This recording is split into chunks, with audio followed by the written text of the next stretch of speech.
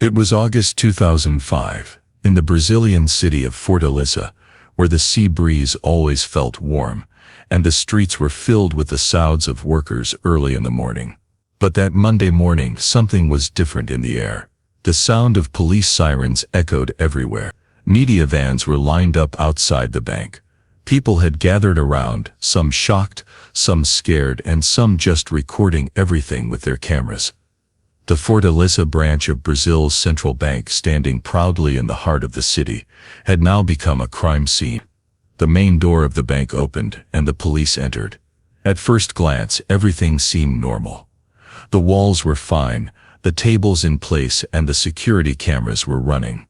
But as they moved toward the lower floor, what they saw took everyone's breath away. The vault door was wide open. The floor inside was broken, as if someone had torn it apart from below. Around the cracks were scattered dust, mud, and empty bundles of cash. No one could believe their eyes. Nearly 3.5 million in cash, stored there, was gone. An officer bent down and shined his flashlight into the hole. As the beam went deeper, the darkness grew thicker, until the light hit something that looked like a wall. But it wasn't just a wall, it was the entrance to a tunnel. "Oh my God, what is this?" someone whispered. It wasn't just a hole, it was a fully developed tunnel, 78 meters long, supported by wooden frames and strong enough for a truck to pass through. Suddenly a voice shouted, "Don't let the press in. Turn off the cameras." But it was too late. Some photographers had already taken pictures through the windows. By afternoon, the news had spread across the world. It was the biggest bank robbery in Brazil's history. In the press conference, the police chief said, "This was not done by ordinary criminals. This was the work of a genius." The bank's security team kept checking the CCTV footage again and again, but they found nothing suspicious. Because the theft didn't happen through the walls, it happened from beneath the ground. Someone had been digging under one of the most secure buildings in the city for 3 months, and no one suspected a thing. No one saw, no one heard, and the result, millions in cash vanished into thin air. People in nearby neighborhoods spoke with fear. "I walk past that street every day. I never noticed anything strange. We thought it was just a gardening company planting grass. Who could have guessed that those people were actually digging a tunnel beneath the bank?" The police immediately raided a house just a few hundred meters away from the bank. A green signboard outside read, "Grass and Garden Landscaping Services." But inside, the scene was completely different. There were digging tools, bags of soil, ventilation pipes, and the entrance to the tunnel. One officer said, "This isn't a robbery. This is an engineering project." The tunnel was built so professionally that it had electric wires, light bulbs, and oxygen pipes installed. Its slope was perfectly measured, 78 meters long and 4 meters deep, leading directly under the bank vault. Footprints in the mud showed that dozens of people had worked there day and night. One officer bent down and said quietly, "Believe me, this is the cleanest robbery ever done." By evening, crowds surrounded the bank. People shouted, "Are banks even safe anymore?" How many people were involved? Will the money ever be recovered? Media reporters flooded the scene. Every channel and newspaper in Brazil was covering the same story. Then the headline appeared on TV screens everywhere. A line that would be repeated for weeks. "The perfect crime, the Fortaleza tunnel heist." People began visiting the tunnel like it was a tourist attraction. The police warned them, "It's dangerous. The tunnel could collapse." But everyone had the same question in their mind. How could something like this happen, and no one ever noticed? Sometimes the depth of a crime isn't beneath the ground. It's hidden in the human mind. 3 months earlier, in that same neighborhood of Fortaleza, a new tenant had moved into a small house on the corner. A simple green board hung outside, "Grass and Garden Lawn Care and Landscaping Service." During the day, 2 or 3 men could be seen working, bringing rolls of grass, carrying bags of soil. Children in the neighborhood would laugh and say, "These guys always have dirt everywhere." No one knew that this same dirt would one day make headlines across the country. Inside that house, something very different was happening. The rooms were filled with maps, engineering tools, and blueprints showing the bank's exact location. Photos and markings were pinned to the walls, Every line, every angle so precise, it looked like a government project. But this wasn't any government work. This was a mission that would soon change history. The leader of this entire operation was a man named Antonio Jusivin, whom people jokingly called the Brain. He once worked in construction, but his life had taken a different path. He wasn't hungry for money. He was hungry for brilliance. He wanted to do something no one had ever dared to do before, and his target was the Central Bank of Brazil. Antonio spent months studying the structure of the bank. He found that the lowest floor contained the vault, and beneath that, only solid earth. No sewer lines, no electric cables, just compact soil. That meant someone could dig up from below without anyone ever noticing. That's where the story that redefined the meaning of crime began. At night, when the entire neighborhood slept, the men would remove the floor inside the house. Machines began to hum softly. Drills, shovels, and metal cutters. They slowly started removing the soil from beneath the ground. Inch by inch, night after night, the soil they dug out was loaded into trucks and carried away. To outsiders, it looked like just another gardening job, but no one knew that the dirt was coming from beneath the bank. During the day, they hid their faces while working. Some were engineers, others laborers or truck drivers. No one used real names. They had fake IDs, fake signboards, and fake stories. But their mission was completely real. For 3 months, they turned that house into an underground workshop. Inside were lights, oxygen pipes, and wooden frames to support the tunnel walls. Every day, Antonio himself measured the progress, how deep they had gone, how much distance remained. He would say, "We'll reach just below the vault, not 1 inch above." Every night was a battle. Sometimes too much soil would collapse, nearly blocking the tunnel. Sometimes the machines made too much noise, and they feared someone might hear. But they followed one strict rule: no mistakes, no noise, no fear. Life continued above ground as usual. People went to work, kids played, customers lined up at the bank, unaware that beneath their feet another world was being built. A world made of wood, metal, sweat, and darkness. Slowly the tunnel came closer to its destination. Now all they talked about was how close they were. "Just a few meters left," Antonio said one night, pointing to the map. "Dig here, you'll reach the vault floor directly." One of his men asked nervously, "What if we hit a pipe or an electric line by mistake?" Antonio replied without blinking, "We're not hitting a pipe, we're hitting money." After 3 months of continuous work, the tunnel had become a real passageway. Its thick wooden walls were fitted so precisely they looked like part of a metro project. Above them, tons of soil pressed down. Below, men worked, breathing through a narrow space filled with faint light. Dim bulbs hung every 10 feet, powered by a small generator. Air was pumped inside through pipes to prevent suffocation. Drops of sweat ran down the tunnel walls, and their feet sank into the wet mud. Ricardo laughed and said, "If we make even a 1-inch mistake, we'll end up in the sewer instead of the vault." Antonio replied calmly, "We didn't come here to make mistakes, Ricardo. We came here to make history." His words carried both fear and obsession. Every night, they spent 6 hours underground. Above, there was no sound, no movement, just the quiet rhythm of digging below. Each strike of the shovel brought them closer to the vault. Gradually, the tunnel grew longer. About 50 meters had already been completed. Antonio designed it at a 70-degree slope, so that it wouldn't collapse or disturb the bank's foundation. Every 20 meters, they placed wooden supports and small ventilation points to keep the air flowing. One night, while the team was working, the soil on the wall began to shake. Dust fell from the ceiling. "Stop! Everyone move back!" Antonio shouted. The next moment, a part of the tunnel collapsed loudly. A cloud of earth filled the air. The bulbs went out. For a few seconds there was only darkness and silence, a silence that made even breaths freeze with fear. Then someone coughed and asked, "Is everyone okay?" A man raised his hand. "I'm alive," Ricardo's voice was heard. "Antonio, the wall fell. No one is hurt." Antonio took a deep breath and said, "All right, we'll rebuild the wall. If this tunnel can collapse, we can build it again." That night they did not stop working. By morning the collapsed section had been rebuilt. Among the sweat-soaked, tired faces there was only one thought: do not give up. Sometimes they would sit in the tunnel and drink tea for a short while. They would pour hot water from a thermos, spread newspaper on the dirt, and sit quietly looking at one another. In someone's eyes there was fear. In another's hope. Antonio would quietly say, "We will not steal like the people above.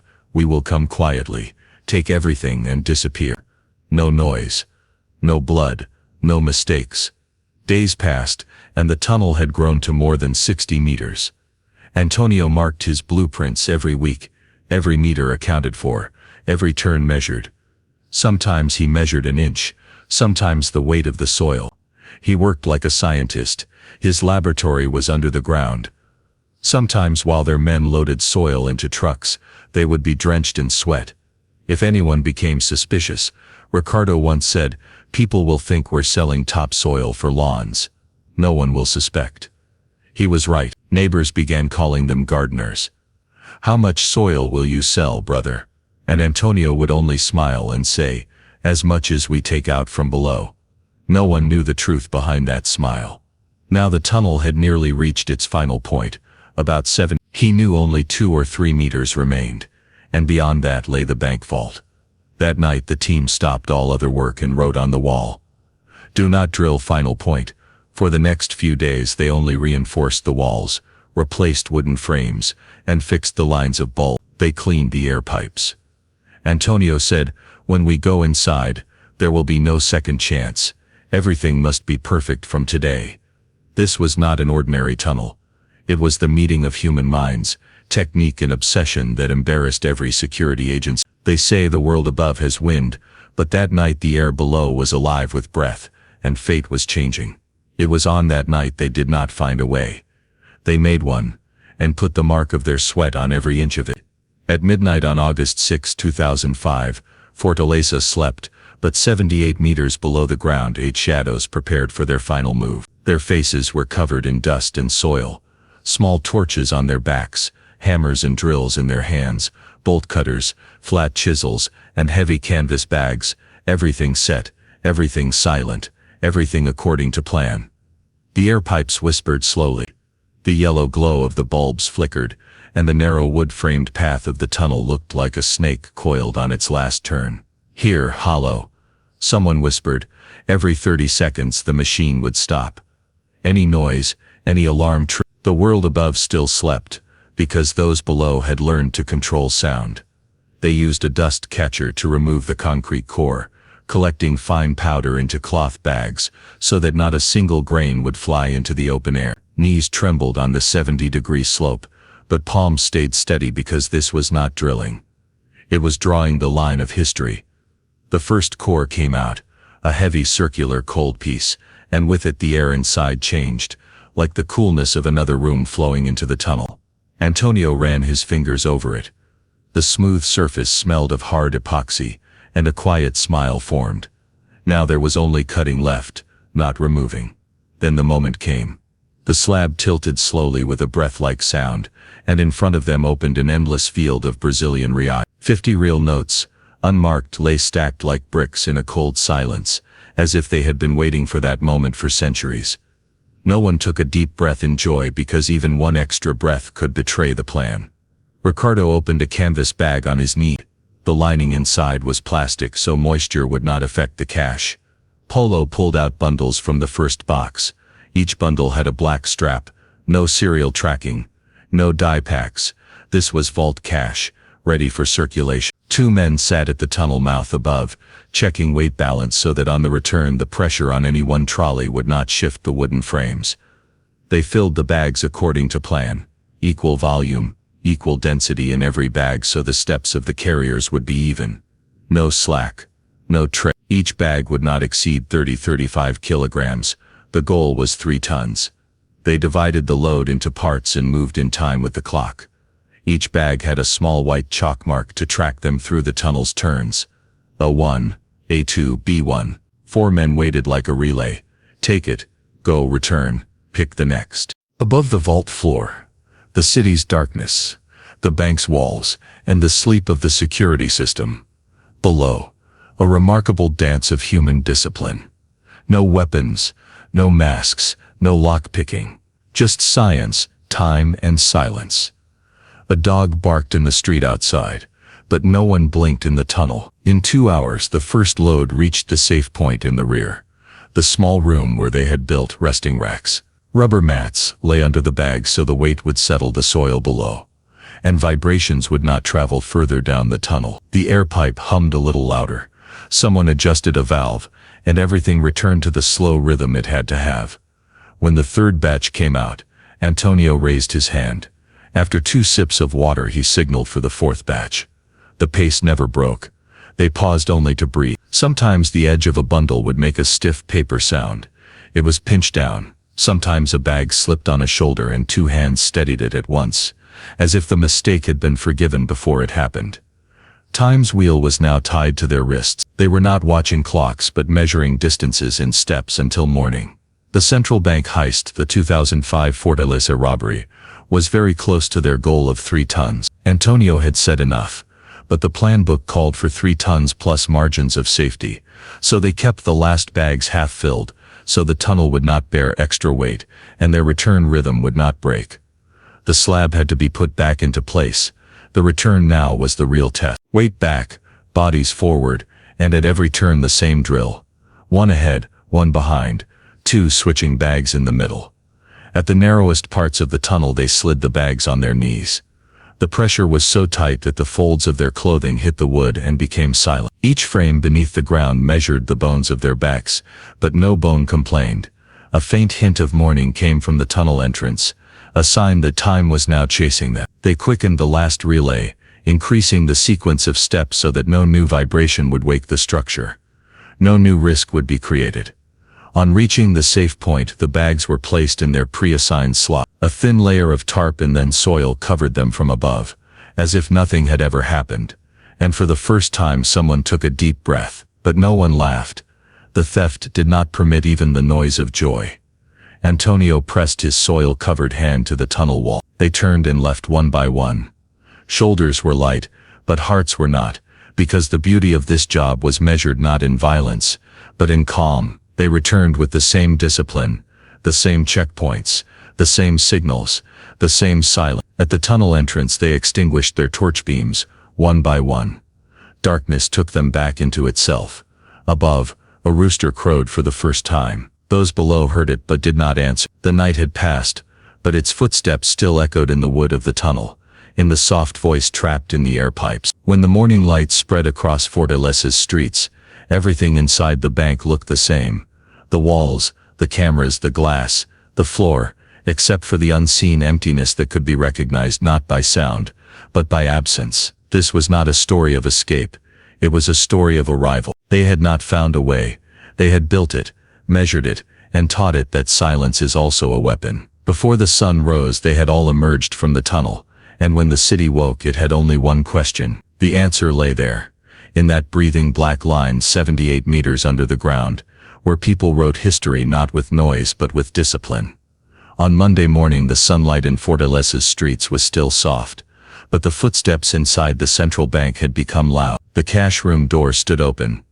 The vault key was taken from the register, and with a routine checklist, 2 employees went down, and their breath stopped there. The vault door had not been opened, yet the cash was gone. The air on the shelves was heavy, and the sea of notes had dried away. No scream came first.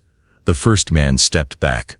The second made a phone call. The third called the security supervisor, and within minutes the bank's stairs filled with the sounds of police boots. Federal police, the local precinct, branch security, everyone arrived together with the same question. The lock was not broken. The vault not cut. So how did the money disappear? The premises were sealed, red tape placed. Each room was frozen like a snapshot. The forensic team took humidity readings, packed floor dust into bags, and searched the steel vault door for micro scratches. Nothing. It was as if someone had lifted the air itself and taken it away, not the notes but the space they had occupied. Brazil's largest cash heist. The map of every room inside the bank was redrawn. The vault's ceiling, floor and walls were all intact. The security panel showed green, no breach, no alarm. The CCTV playback only showed guards on duty, the night cleaning staff, and the silent corridors. because the place where the theft happened wasn't visible to any camera. It was a world inside the walls, beyond the frame. The forensic team tapped gently on the concrete floor. At first it sounded metallic, then hollow. When the tone changed at one spot, everyone understood there was empty space beneath. They marked a circle there, set up a core drill, collected the dust carefully, and just a few inches down, cold air rose up. Someone whispered, "This is the spot, this is where they took the cash out." When the slab lifted, the camera lights flashed for the first time on live TV. A dark, damp wooden tunnel appeared, 3 meters deep, running from under an ordinary city street straight to the vault's floor. In the bank's corridors, the ticking of clocks echoed. Audit logs were pulled. The cash movement record was blank for the weekend, because the vault was closed. Then how was it possible? The serial number list showed most bundles were fresh, 50 real notes, unmarked, which meant recovery now depended on luck. The CCTV footage offered no clue, no masked figure, no intruder, because far below the camera's reach existed another world of soil, wood, and engineering, where no lens could see. The footage was declared useless. The walls were untouched, sensors silent, systems passed but failed the real test. Federal police collected soil samples from the perimeter, the tunnel mouths, moisture, wooden plank fibers, and micro-residues from the ventilation pipes, all sent to the lab's quiet rooms. Outside, chaos; inside, precision. The media traced the story back to a rented house disguised as a lawn care business. On the map, a straight line connected 2 points, the bank and the house, with soil and a perfect tunnel route between. An anchor said, "This isn't a robbery, it's an inverted masterclass in civil engineering." Social media flooded with words, "real-life money heist." Teenagers photoshopped the tunnel image with hashtags. Bank employees were questioned separately. No one heard unusual noises that weekend. Someone said, "Our ceilings detect vibrations," but reports showed no abnormal readings, because the thieves had erased even the vibrations using rubber and wood. That became the heart of the investigation's narrative. The government ordered a review of banking security protocols, vault floor integrity audits, subgrade surveillance, and ground-penetrating radar feasibility. Technical terms filled the pages like sweat stains, but in front of cameras it all reduced to 3 questions: how, since when, and who. A defining moment came during live coverage when a camera entered the tunnel a few steps deep. Rows of wooden frames, scuff marks from footsteps, and a faint arrow drawn on the wall pointing ahead. The anchor's voice softened. They didn't take a tea break here, they stopped time here. The studio fell silent. In viewers' rooms, even breathing paused. Across the street, a tea vendor said, "Weekends are always closed." A man beside him added, "Dogs barked that night, but they always bark. Police just noted it down. Some things aren't caught by sound, but by pattern." And here the pattern was trust in the system, broken invisibly. By evening, the city went home exhausted, but on every TV screen, one image remained: the tunnel, the vault, the same questions. Brazil was shocked. How did this happen? Fear-filled phone calls. Are our savings safe? Customer care lines at banks overflowed. Politicians argued. Police gave only one promise: we'll find the path. The path that the thieves didn't discover, they built it. That night, security tightened around the building. Inside, maps were spread across tables. A red line ran from the bank to the outside world, marked with tiny ticks, like someone had cut time into centimeters. Beside it, one word: tunnel. It was no longer just a tunnel. It had become another name for Brazil's stolen trust. The soil spoke first. Microparticles stuck to the tunnel's wooden beams, fine dust on ventilation pipes, and powder from the core drill, all analyzed in the lab. From their chemical traces, investigators traced geography, where the wood came from, which depot sold the cement powder, and which hardware store had missing bolts in bulk. Each vendor was questioned. Cash payments, fake names, and a recurring signature pattern, slightly altered every time but always familiar. Investigators checked phone records. Numbers near the rented house were silent on weekends, but suddenly active in the suburb. Some phones stayed on one tower for months, but on the night of the heist, they connected to towers in a different direction. On the investigation table, Blue pencil circles and red arrows on call records pointed to one name, Giuseppe Antonio, known as the Brain. Raids began. Arrests followed. A driver who switched shifts that night, a supply broker whose warehouse had extra rubber mats, and a welder who had prepared bolt anchors at a specific angle. They spoke little, but their silence mapped the routes. Someone whispered that betrayal had opened the door, that when money outweighed loyalty, cracks appeared in the gang. Their first split came over profit shares. Someone broke a promise, someone took an advance too early, someone's hands trembled counting cash, and the news reached police like air leaking through a crack in the ground. A safe house was raided, 3 bags found, only a few million inside. But the real loot wasn't cash.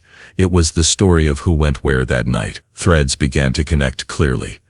In Mato Grosso do Sul, Goiás and the Federal District, names surfaced linked to real estate deals, gas stations and farmlands.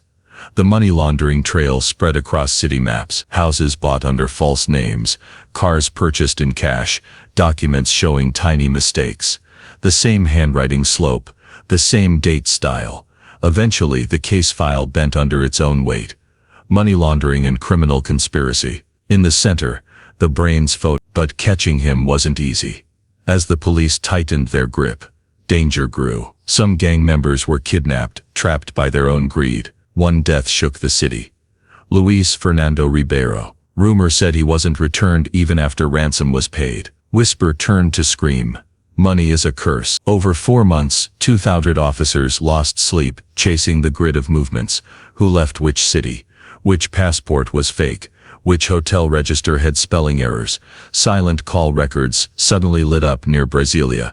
An apartment, a car, and the man who first designed the tunnel, Antonio Giuseppe. His arrest was quiet. No noise, no chase, just cold handcuffs and a long, tired breath under bright lights. In interrogation, his words were not of crime but of engineering soil layers, slab pivots, epoxy cure time. Every sentence carried risk as a principle, and time as a tool. He confessed little, explained a lot. The investigators saw the spine of his plan: precision, backups and exit-first thinking. Arrests increased. Hundreds of names filled the case diary. Trials began. The recovered money was modest, about $4.6 million USD. Just a fraction of what was stolen. Most of it, over $20 million USD, was still missing, like vapor after rain. Half the money remained gone. Behind every headline hid one truth: more than half the cash was never found. Courtrooms weren't the only places where outcomes were written. Homes changed too. Families broke apart. Marriages ended. Mothers locked their sons' rooms. Old friends who once breathed together in the tunnel now feared each other's shadows. The thread of trust wore thin with money, snapped with police knocks, and finally tore apart with betrayal. Kidnappings followed. Ransoms vanished. Lives were lost. The death of Luis Fernando Ribeiro turned the non-violent crime into a violent tragedy, where greed stained its own hands in blood. Dozens of legal cases continued. Hundreds of names added. Antonio Giuseppe received long sentences, one charge layered over another. Files piled high in government offices. Each file's first page read, "Brazil's largest bank robbery case," and below, one line repeated, "Recovered amount low." Eventually, media frenzy faded. Live coverage dulled into gray bulletin. The word exclusive gave way to small updates. A gas station raid. A farmland registry. Primetime TV found new toys. But the public mind held one image, the vault photo where everything was in place except the money. Those caught faced nights longer than the court's calendar. Some wrote letters of regret from prison. Some blamed others. Some said my share wasn't what was promised. And some stayed silent. There was no gain or loss now, only time and consequence. The jailer's keys made a sound that the tunnels would never. Those never caught weren't safe either. Cars, plots and farms bought to clean the money. All legal on paper, but rotten underneath. In small towns, new bikes appeared, courtyards tiled, doors replaced overnight, as if even the walls started whispering. The story still lit. And in the interrogation room, Antonio's final words stayed the same. Logic, technique, timing. He said, "The fault was the systems. I just read the mathematics of the path." The investigator's pen froze. The camera's red light stayed steady. This wasn't a confession of guilt. It was a statement on structure. Less remorse, more reasoning, and that was his clearest shadow. Even in closure, much remained unfinished. The system wrote new protocols, floor integrity audits, subgrade monitoring, GPR surveillance. Files filled with technology, but trust stayed empty. People stared at the cold bank walls and wondered, what if one day a path emerged again from below? So what failed? The system or the human? Perhaps both. The system because it trusted concrete, not conscience. The human because he measured skill by profit, not ethics. A perfect crime never has a perfect cost. Its price is paid quietly in grief, in death, in broken families. This case is that silent receipt. The records say some recovered, most gone. The newspapers write sentences delivered. But the city's memory says a tunnel was filled, yet emptiness remains. That Monday morning's question still lingers in the air. Did the system fail or the human? The answer lies in the same silence in which this entire theft was written, slow, precise, and paid for in pain. Even today, beneath the soil of Fortaleza, the tunnel remains sealed, concrete above, but holding its story in every breath. Locals say at night, sounds come from underground, not of creaking wood, but of disciplined footsteps, a fading light, a plan's final stillness. The tunnel is no longer just the city's secret, it's its mirror. In it, trust breaks before concrete does, and sleep before security.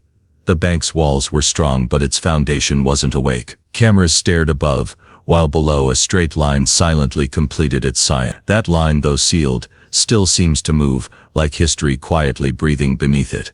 They didn't just steal money, they exposed a system's weakness. This isn't a defense of crime, it's a critique of structure. Because larger than the blueprint is the baseline assumption. When that fails, walls don't collapse, trust does. A perfect tunnel exposed imperfect vigilance, and that mirror now lingers in every case study, every security manual. The final montage, the empty tunnel, dust settled on wooden planks, sweat from long nights dried into silence. A dim bulb circle of light, surrounded by infinite darkness, old fingerprints faint on the glass. No dramatic music, just a rhythm of steel's chill and earth's breath moving together. The city returns to its days, children to school, shops open, sunlight moves through streets, but Fortaleza remembers that once beneath it ran a road not on any map, unseen by traffic, but faster than time and more precise than noise. That road told every floodlight, some paths are not shown by light, but by discipline. Years later, files reopen, numbers fade, how many caught, how much recovered, how much still missing, and at the end of every column, the same blank space marked unmarked. Law may have written its lines, courts may have ruled, but the citizens' trust stops at the same point again. Is security just thick doors or the illusion that no one will come from below? Local folklore says, on humid nights, cold air rises through concrete. During rain, the earth's belly shivers, like old paths remembering their existence. Maybe it's imagination, but the city's collective memory knows, tunnels aren't just dug in soil, they are carved in memory, and no seal can close those. In the last frame, the camera looks into the tunnel's mouth, the light fades slowly. The darkness isn't black, just gray, as if dust still forms a thin chalk line that once marked day 1, A2, B1. Now it writes only one meaning. Paths are built and erased, but those built by breaking trust remain felt in a city's veins for a very long time. The road built beneath the ground still teaches one lesson. The deepest theft of all is the theft of trust.